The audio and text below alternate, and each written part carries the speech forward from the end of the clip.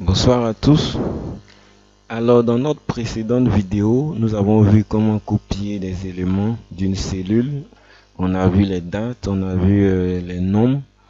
Aujourd'hui, nous allons voir comment recopier également des formules et aussi des fonctions.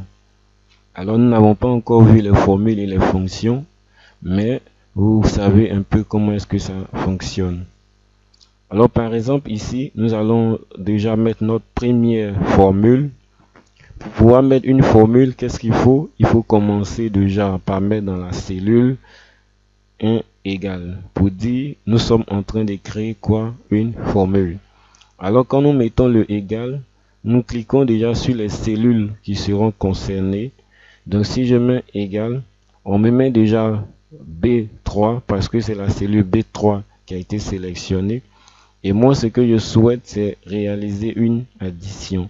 Donc, je me mets dans la barre des formules et je mets un plus. Je sélectionne la deuxième cellule, je mets un plus.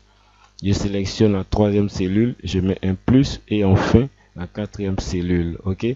Une fois mes cellules sélectionnées, il suffit de revenir au niveau de ma cellule qui doit comporter le résultat et de taper la touche Entrée. Automatiquement, j'obtiens le résultat. 20 plus 50, ça fait 70. 70 plus 10, 80. 80 plus 10, 90. Donc, le résultat est juste. OK? Alors, qu'est-ce qui va se passer si j'aimerais recopier ou avoir la même formule au niveau des autres éléments? OK? Sans que je n'ai à taper les autres cellules, je vais sélectionner la cellule qui contient la formule en question, cette cellule-ci.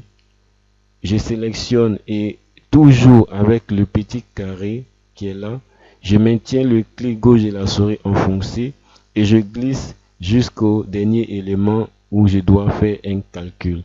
Alors quand je vais lâcher, vous allez voir automatiquement il a lui-même réalisé les calculs. Alors si je suis là, vous voyez, on a B4, alors qu'on n'avait pas sélectionné au départ B4. OK?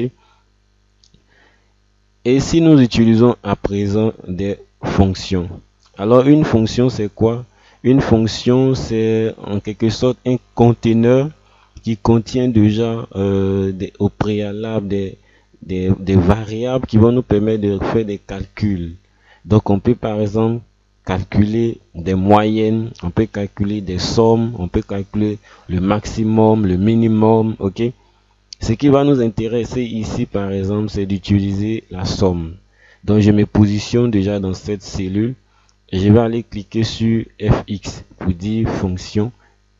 Ok, donc si je clique, automatiquement, il va m'envoyer pour que je puisse sélectionner la fonction que je cherche.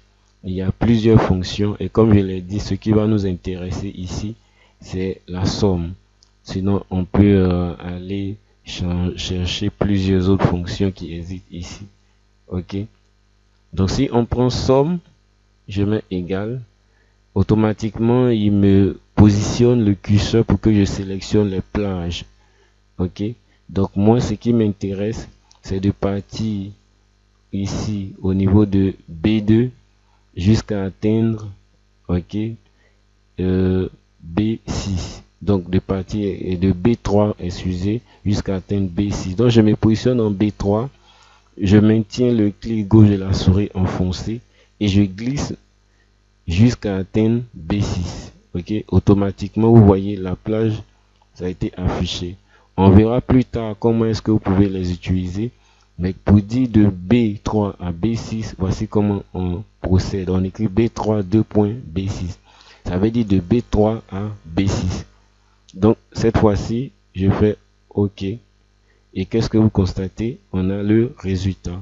Donc si nous faisons un calcul, on a 20 plus 2, 22, plus 5, 27, plus 15, on a 42 effectivement. Donc c'est juste. Donc comment recopier notre fonction au niveau des autres? C'est pareil. Toujours le carré noir. Je me mets dessus. Je maintiens le clic gauche de la souris enfoncé. Et je vais glisser au niveau des autres éléments. Donc effectivement, on a pu faire le calcul en utilisant cette copie de fonction. Alors j'espère que vous avez compris cette vidéo. Vous avez maintenant la possibilité de le tester afin de pouvoir mieux comprendre. D'ici là, portez-vous bien et on se retrouve à la prochaine vidéo. Au revoir.